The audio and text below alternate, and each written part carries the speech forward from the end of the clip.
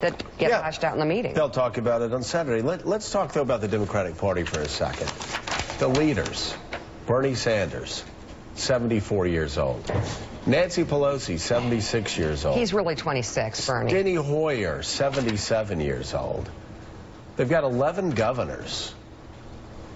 I mean, 11 governors nationwide. The average age of the top three leaders in the House on the Democratic side, 78. The average age for the Republicans, 48. 48. Well, actually, I think it's 75. Chuck Schumer stood in front of 48. his new leadership team. The real and joked, problem. oh, we're young for Senate years. I mean, my God. and the Clintons, you know, bear some responsibility for this as well. In addition to the people who have been in power in Congress for all of these years, the young members of Congress, Tim Ryan is one of them. Also Tulsi Gabbard. If you talk to anyone who shows up in Congress under the age of 40, they will almost immediately tell you, I am so frustrated being here.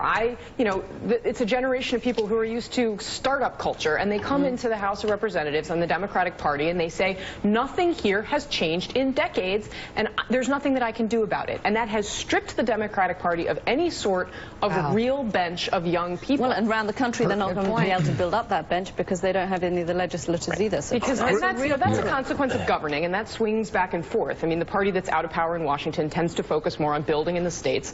You know, it's part of why we've seen things go back and forth. I think that they can, if they decide, and they're going to have to, put their focus there. That's something that they can focus on and work on. But the leadership question, who is going to run for president in 2020 as a Democrat? And Chris Eliza, one of the problems is they just don't have a bench. You got 11 governors. You've lost 11 U.S. Senate seats since Barack Obama was elected. The congressman said they lost 68 House seats. And most devastating, they lost 900. Over 900 state legislative seats.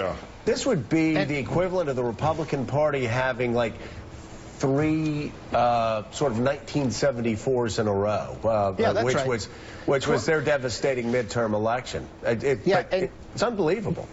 Gene pointed out, and he's right, 2010, 2014, people focus on what happened at the Senate and the House level, state legislatively and at the gubernatorial level. I mean, it's just a disaster, an absolute washout. I always say that the greatest thing that happened to the Republican Party is Barack Obama. Yes, he spent 8 years in the White House, but during those 8 years, they have made massive gains. I wrote last year, if you look at the full party, and this was assuming, Barack Obama in the White House, maybe Hillary Clinton in the White House. The Republican Party much healthier overall than the Democratic Party. The problem that you have is Hillary Clinton's emergence as the sort of de facto nominee 18 months ago.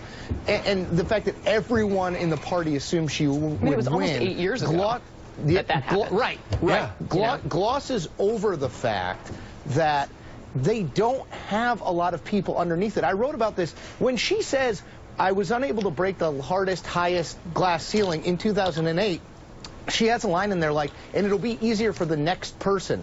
There was no next person. It was her again. And that's, when you have that at the top, it stagnates at the top and then all the way down. That's what you've seen. Casey asked the right question. Who runs I got to say, in 2020? and Mika got just absolutely